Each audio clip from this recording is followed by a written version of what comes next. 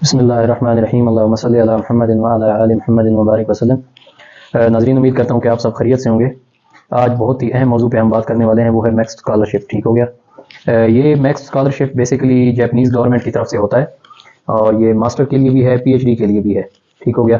تو آج کل میکس اسکالرشپ کی ڈیٹس کیونکہ چل رہی ہیں، یہ نارملی طور پہ سپتمبر سے سٹارٹ ہوتا ہے اور یہ فروری تک اس کی ڈیٹس رہتی ہیں۔ ٹھیک ہو گیا؟ اس کی جو اپلیکیشن ڈیٹ ہوتی ہیں۔ ٹھیک ہو گیا؟ تو ابھی میں چند ایک اہم چیزیں آپ لوگوں سے ڈسکس کرنا چاہتا ہوں جو کہ مجھے ڈیلی بیس پہ فیس کرنا پڑ رہی ہیں۔ میرے کافی اسٹوڈنٹس اور کولیگ مجھ سے پوچھتے ہیں جو چیزیں جو کہ امپورٹنٹ ہیں۔ سب سے پہلے اسٹوڈنٹ پوچھتے ہیں کہ اپلائی کیسے کرنا ہے۔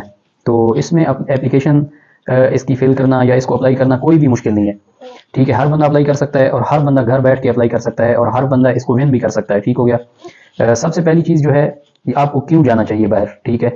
پہلی چیز یہ ہے کہ آپ اگر ایم ایس پاکستان سے کرتے ہیں یا پی ایچ ڈی سے کرتے ہیں تو اس میں definitely you need to pay, آپ کو فیسز بھی دینا پڑیں گی، آپ کو پے بھی کرنا پڑے گا، اور اوپر سے آپ کو ساتھ ساتھ جاب بھی کرنی پڑے گی۔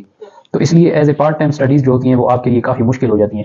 تو میں لوگوں کو اس لیے زیادہ اس پہ کنونس کرتا ہوں، لوگوں کو میں اپنی اوپینینز دیتا رہتا ہوں کہ آپ لوگوں کو باہر اپلائی کرنا چاہیے، کیونکہ آپ اسکالرشپ کے اوپر جب باہر جاتے ہیں تو اس میں آپ کا کوئی خرچہ نہیں ہوتا۔ آپ کے آنے جانے کی ٹکٹ وہ جاپنیز گورنمنٹ کی طرف سے ہے، آپ کا وہاں پہ رہنا، آپ کا کھانا پینا، آپ کی فیس، آپ کی ہر چیز اسکالرشپ کے اندر کور ہو جاتی ہے۔ تو اس لیے آپ لوگوں کو یہ اپلائی کرنا چاہیے۔ اور دوسری بات، لوگ مجھ سے پوچھتے ہیں کہ کیا ہم پارٹ ٹائم وہاں پہ کام کر سکتے ہیں؟ جی بالکل، آپ پارٹ ٹائم کام کر سکتے ہیں۔ 28 آورز آپ کو الاؤ ہوتا ہے ہفتے کے اندر۔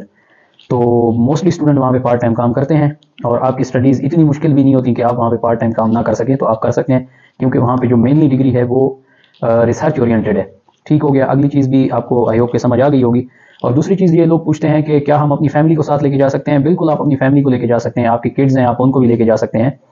تو پہلے آپ خود جائیں گے، 1 سے 2 مہینے وہاں اسٹے کرنے کے بعد آپ وہاں پہ سرٹیفکیٹ آف ایلیجیبلٹی بنوائیں گے۔ وہ بنوانا کوئی مسئلہ نہیں ہے، بہت ہی آسان ہے۔ اس کے بعد وہ اپنی فیملی کو پاکستان میں آپ نے سینڈ کرنا ہے، اور اس کے بعد آپ کی فیملی بھی جاپان میں آ سکتی ہیں۔ ٹھیک ہو گیا؟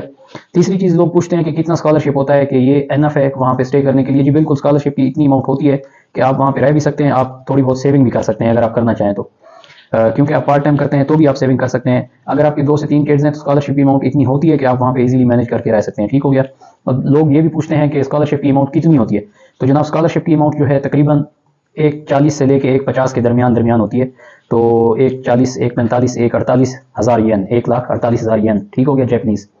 تو عمومی طور پہ لوگ یہ بھی پوچھتے ہیں پھر جو ہے نا کہ پاکستان میں کتنی ہم پر منتھ بھیج سکتے ہیں؟ تو میں آپ لوگوں کو مشورہ دوں گا، جو بی ایس سی اسٹوڈنٹ ہیں وہ جتنا ادھر ارن کرتے ہیں 50 سے 60 ہزار یا 80 ہزار، جتنا آپ کی ادھر سیلری ہوتی ہے پاکستان میں، اس سے زیادہ آپ پاکستان میں ہر مہینے بھیج بھی سکتے ہیں، کوئی مسئلہ نہیں ہے۔ ٹھیک ہے؟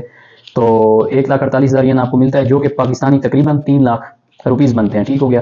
تو اگر آپ اپنی فیملی کو پیچھے 50,000 ین بھی بھیج دیں تو اٹ مینس کہ 1 لاکھ روپیہ پر منتھ آپ گھر ایزیلی بھیج سکتے ہیں۔ اگر پارٹ ٹائم کر لیں تو مزید بھی آپ اس میں کنٹریبیوٹ کر سکتے ہیں۔ ٹھیک ہو گیا؟ تو لوگ یہ پوچھتے ہیں پھر کہ بچوں کے اسکولنگ، بچوں کے ایکسپینڈیچرز، یہ چیزیں، تو وہاں پہ بالکل ڈیفینیٹلی انگلش اسکول بھی ہیں، اور وہاں پہ بچوں کی ہیلتھ وغیرہ کا پوچھتے ہیں، انشورنس وغیرہ کا۔ جی بچوں کی انشورنس، آپ کی وائف کی انشورنس، وہ اس میں کور ہوتی ہے۔ ٹھیک ہو گیا؟ تو میں آپ کو لازمی سجیسٹ کروں گا کہ آپ لوگ اس دفعہ اپلائی کریں۔ تو اگلے پارٹ کے اندر پھر ہم ڈسکس کریں گے کہ اس کو اپلائی کرنے کا پروسیجر کیا ہے۔